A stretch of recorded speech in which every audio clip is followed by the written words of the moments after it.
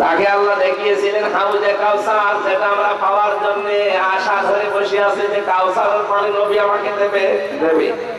কিন্তু আপনাকে নবীর উম্মত হওয়া লাগবে। বিশ্ব নবীকে আল্লাহ যখন কাউসার দেখাচ্ছিলেন, একটা সবুজ গম্বুজ, চারিদিকে পানি নালা হয়ে আসে, আর ওই গম্বুজের ভেতরে যখন পড়ে তখন গম গম করে শব্দ হয়। ফেরেশতাকে জিজ্ঞাসা করলেন যে এটা কি?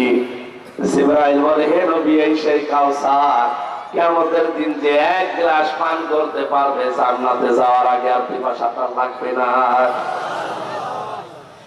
নবীজি বলে, এটা পাবে কারা? ফেরেশতা বলে, আপনি তাকান, চারিদিকে লেখা আছে কি? চারিদিকে ঘুরে দেখলেন বিসমিল্লাহির রহমানির রহিম, এই শব্দটা লেখা।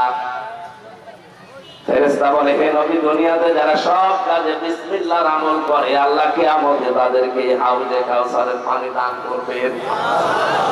নবীজি দুনিয়াতে এসে যে কোনো কাজ হাত দেওয়ার আগে বিসমিল্লাহ বলতেন, আর মাঝে মাঝে বলেন, রব্বুল আলামিন, আমি কিন্তু কোনো কাজের আগে বিসমিল্লাহ বাদ দেই না, তুমি আমাকে কাউসার থেকে বঞ্চিত করো না। শহীদ জিয়া অনেকে তাই বিসমিল্লাহির রহমানির রহিম সংবিধানে তিনি সর্বপ্রথম সংযোজন করেছেন। এই কথা বলে দেখা, এদেশের কাজ যেহেতু আমাদের 18 কোটি মানুষের সংবিধান থেকে থেকে আমরা করি, সুতরাং এই শব্দটা যিনি ওখানে সংযোজন করলেন, আল্লাহ জানে ওসিলায় তাকে মাফ করে দেয়। কিন্তু মানুষ আমরা এই 15 বছরে দেখলাম এরা বিসমিল্লাহ আরো তুলে দেওয়ার জন্য চেষ্টা চালিয়েছে। আরে ভাই, হাউজে কাউসার পেতে হলে বিসমিল্লাহর আমল করা লাগবে, আর আপনি আরো বিসমিল্লাহ তুলে দিচ্ছেন, কাউসার হবে। নবীজির এক গতি থেকে আল্লাহ পরবর্তী দেন সূরা কাউসার তার নামে রিজার্ভ করে দিলেন, ইন্না আ'তাইনাকাল কাউসার।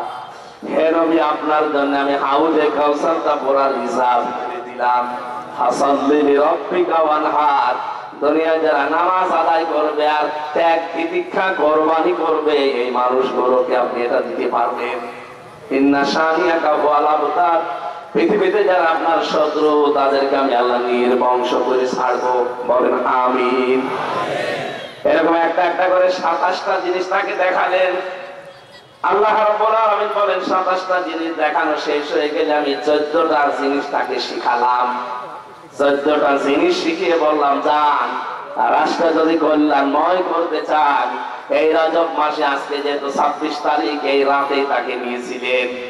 আমাদের উচিত যারা দায়িত্বে আছেন, আজকে রাত থেকে সূরা বানী ইসরাঈলের 23 থেকে 38 এই 16টা আয়াতের 14টা জিনিস দেওয়া আছে আল্লাহর পক্ষ থেকে। দল মত নির্বিশেষে রাষ্ট্রে এই 14টা বিষয় যেন আমরা কায়েম করতে পারি, এদেশ আবার দাঁড়িয়ে যাবে কল্যাণময় রাষ্ট্র হিসাবে ইনশাআল্লাহ। আল্লাহুম্মা আমিন। লা ইলাহা ইল্লা আনতা সুবহানাকা ইন্নী কুনতু মিনাজ জালিমিন। রব্বুল আলামিন ফরজ নামাজ আমাদের সামনে